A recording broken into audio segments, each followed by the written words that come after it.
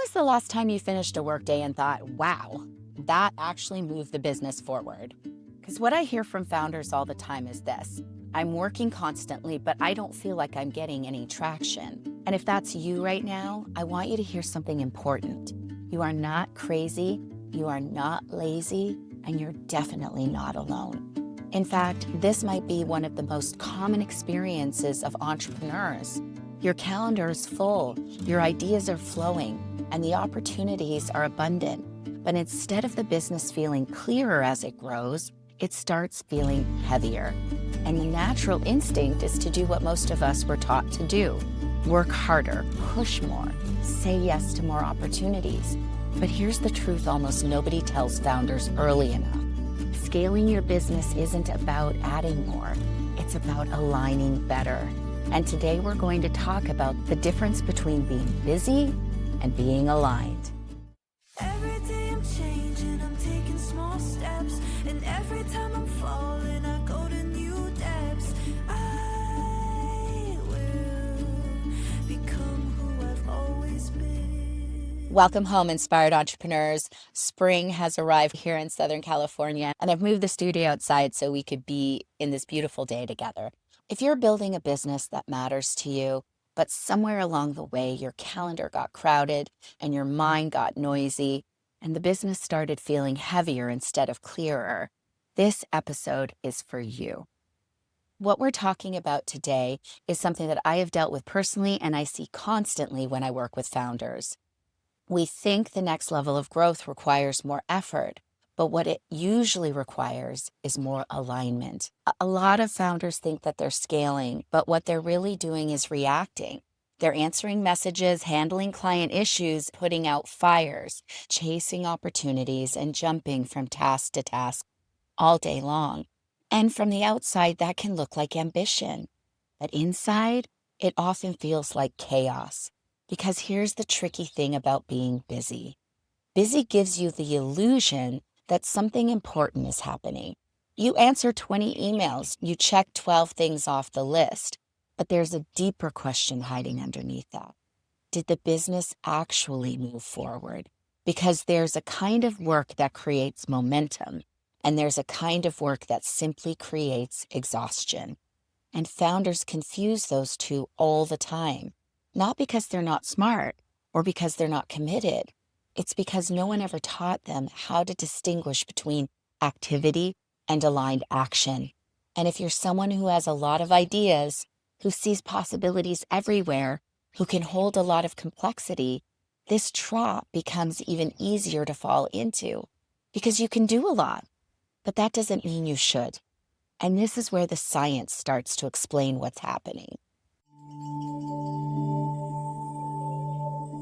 So let's talk about your brain for a minute. One of the biggest reasons founders feel exhausted isn't simply that they have too much to do. It's that their attention is fragmented. Research on cognitive overload shows something really interesting. When your brain is constantly switching between tasks, your performance actually drops. Decision quality drops, creativity drops, error rates go up, and your brain isn't becoming more productive. It's becoming less efficient. This matters because the work of entrepreneurship requires your highest level of thinking.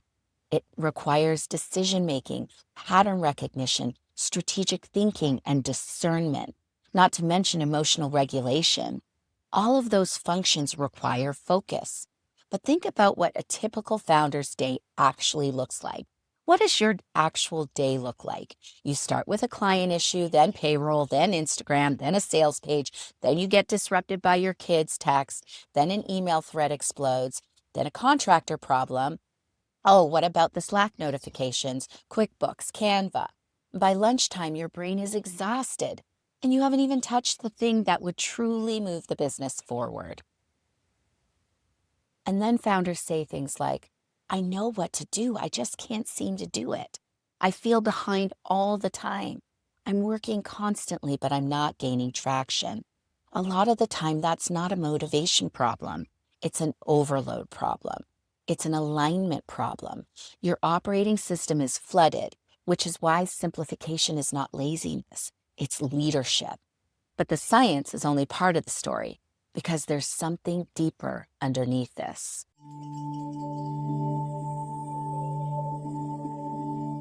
Before we go any further, I want to bring you into something new that we're doing on the show. I step out from behind the microphone and talk directly with founders in the real world at networking events, coffee meetings, conferences, and I ask them simple but powerful questions about what it's really like to build a business. We call this segment the Founder Pulse because it's a snapshot of what entrepreneurs are actually thinking and feeling right now. So let's hear from a few founders out there in the wild. I'm Nancy Rose Hernandez. I'm an employment law attorney and a business owner. To scale my business, I really focus on the foundation. And while I might be growing my business and my practice with employees, I think simplifying comes in with SOPs, having standard operating procedures and great KPIs. We want our employees to perform. Simplifying is really honing in on our craft and creating the processes for these employees to meet their goals. For us, it's really the foundation and then meeting those goals and working as a team so that we're being our most productive selves. In personal life, you really have to narrow down what's important to you, what is meaningful to you, to live your best life, scaling back and focusing on the very important aspects of your life and who's in it. Able with Temecula Valley Pickup and Victory Dumpster Rentals. The best steps that we took to scale our business is creating the systems, the policies, the procedures, and the trainings to allow our teams to fully understand what their roles are so they can accomplish them successfully. You have to decide whether you want to be an employee for yourself forever or if you want to be a business owner. And if you want to be a business owner, you have to sacrifice the additional time to create those procedures and those systems so that your team can thrive. Alex Kolakowski with Prime Media Consulting. Really getting customers and gaining traction. What I had to learn was I had so many hours in a day. So I had to figure out what hours made sense for me to do versus what hours could be done by somebody else. And when I figured out what I like to do and what I needed to get rid of, I was able to figure out who would be those people and what would be those processes, put a standard operating procedure of telling them how to do things. So then they could get the work done at the quality level that we wanted to. But firing myself from tasks was one of the quickest ways that we were able to scale and grow our company. Julie, I am the founder and business coach at JSG Action Coach. Here I set a big, hairy goal of impacting 10,000 people through business this year. So I really had to look at how do I spend my time differently? Where does my time bring the most value? What could I be leveraging as far as my team and systems, as well as what rooms do I need to be in where I can impact the most people in leveraging that time and where it brings the most value. When you set that big, hairy goal, it really makes you think differently about what you need to stop doing, what you need to start doing, and what you can actually scale. Robert with Vivians.io. We do AI. I'm here to help customers and companies with various automations, system setup, and things so that they can. We're always looking through the lens of when we're 10 times bigger than we are now, is this going to work? And so we're constantly using CRM, various databases, other technologies to keep us ahead of that so we can scale without running into an issue. There's a lot of opportunity at a user level, an employee level, to do some things in ChatGPT or Cloud or what have you. What you want to do, though, as a business owner is do that all in such a way that you're all on the same page with the tools you use, the prompts you, versus if everyone does it themselves, it becomes really messy really fast. So you want to bring it all together as a team, as an enterprise. You'll be much better off as the years go on. All right, that was the Founder Pulse. And if you were listening closely, you probably heard the same themes showing up again and again. The constant search for clarity, moving from busy to aligned, which brings us right back to the conversation we're having today. So let's get back to it. Here's the uncomfortable truth. Founders don't stay busy only because they have too much to do. They stay busy because busy protects them from harder questions. Questions like, what actually matters most right now? What am I doing because it's aligned? And what am I doing because I'm afraid to stop? What am I avoiding by staying in motion? And for some entrepreneurs, busy becomes identity. It means I matter. Busy means I'm valuable. It means I'm serious about my business. So slowing down can feel terrifying because now you're not just changing your schedule, you're confronting your identity. And this is why alignment work is deeper than productivity hacks. It requires honesty. Honesty about what you actually want about the season of business you're in, being honest about whether the version of your success you're chasing still belongs to you. Sometimes founders are trying to scale a business that doesn't match the life they actually want. And when that happens, everything feels harder than it should. More effort won't fix that. Only alignment will. What does alignment actually look like in a business? What it looks like is you have a clearly defined vision for where you're taking your business. And then your offers, your pricing, the delivery makes sense to that vision. And your calendar reflects your real priorities. The questions you're asking in your business start changing. So instead of asking, how do I do more? You start asking things like, what are the things that only I should be doing? What can be simplified? What needs structure? And what would make this repeatable? What would make this profitable? What would make this less dependent on me? That's aligned scaling. And this is where strategy comes in, because soul without structure becomes insight with no traction. And structure without soul becomes a business that grows but doesn't feel like yours. You need both. Let me give you a real-world example and tell you about a client I worked with who runs a social media marketing business focused on video production. When we first started working together, the focus was on building the foundations of the business, clarifying the core offer, stabilizing delivery, and creating systems so the business could grow without everything depending on him personally. After about 18 months of working together, he had done a lot of that foundational work. His core offer had become stable, and the delivery process was much more systematized. The business was starting to grow more predictably. As part of our work together, we had mapped out a 5-year growth plan for his business. And in that plan, we had intentionally scheduled 2 additional offers to be introduced in year 3, podcast production and coaching for business owners who wanted to improve their video and content strategy. But as the business was moving into year 2, he came to me and said he wanted to move that timeline up. I see this in founders a lot. As soon as things start working, as soon as momentum builds, the instinct is to grow faster, add more services, and expand quickly. But here's the reality. Growth only works when the foundation underneath it can support it. So instead of just saying yes and launching 2 new offers, we stepped back and looked at what it would actually take to scale the podcast production and coaching while still maintaining the quality of his core services. So when we mapped out the time, the staffing, the systems required, it became clear that moving those offers forward would mean longer hours, more operational complexity, and a real risk of disrupting the rhythm he had worked so hard to create in his business. Instead of rushing, we made a different decision. We stayed aligned with the original growth plan to continue to strengthen the foundation, while quietly building the systems and support that would allow those new offers to launch in year 3 with much more ease. That's what simplifying and aligning to scale looks like. Businesses that grow sustainably aren't the ones that add more as quickly as possible. They're the ones that take the time to build the structure that allows the growth to happen without chaos. And that simplicity allows them to scale. A lot of small businesses try to do the opposite. More offers, more channels, more complexity. Here's what I want you to consider. If you're early on in your business, consider scaling for simplicity. One clear offer, one clear client you're going after, one clear sales process, a clear delivery system. Simple does not mean small. Simple means coherent, and coherence scales. If you're listening to this and something inside you is saying, yes, that's exactly what my business feels like right now, I want you to know that you're not alone.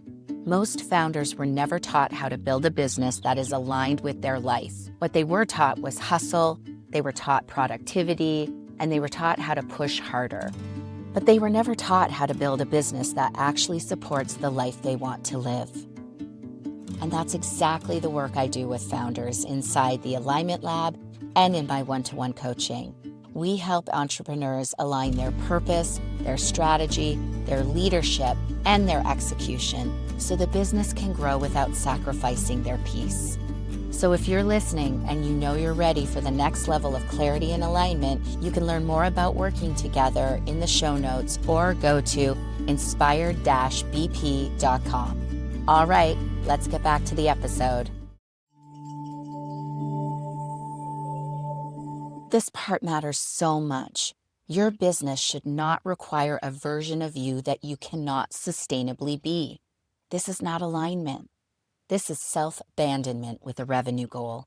A truly scalable business has to be designed with your real capacity, values, and priorities in mind. For many founders, the move from busy to aligned is not just a business shift. It's a maturity shift. It's the moment you stop confusing motion with progress, the moment you stop worshiping overwhelm. It's the moment you stop building to prove something and begin leading with intention instead of urgency. That changes everything, because once you're aligned, decisions get clearer, offers get stronger, boundaries get easier, your team gets clearer, your energy becomes more available, and growth stops feeling like something you're chasing and starts feeling like something you're building on purpose. That is the real path, not busy, loud, or scattered. Aligned.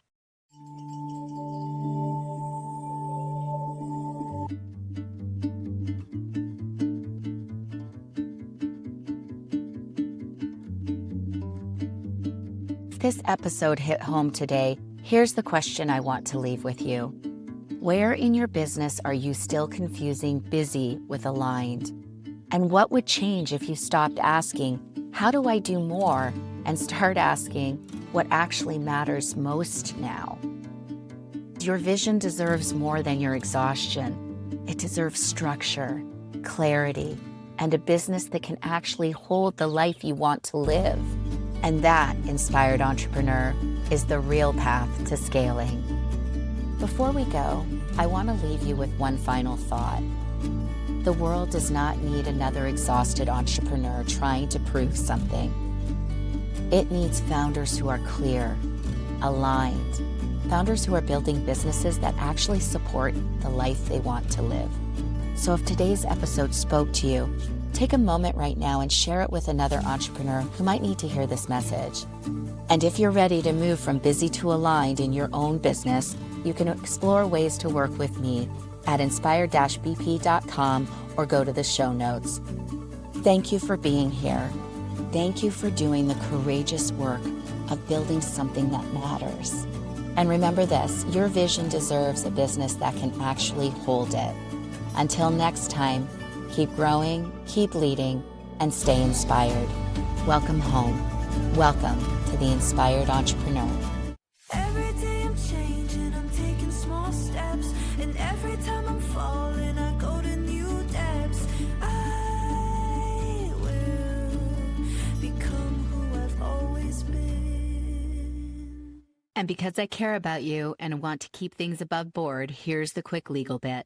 The Inspired Entrepreneur podcast and the contents posted by Deborah Hartnett is presented solely for general information, educational, and inspirational purposes. The use of information on this podcast or materials linked from this podcast or website is at the user's own risk.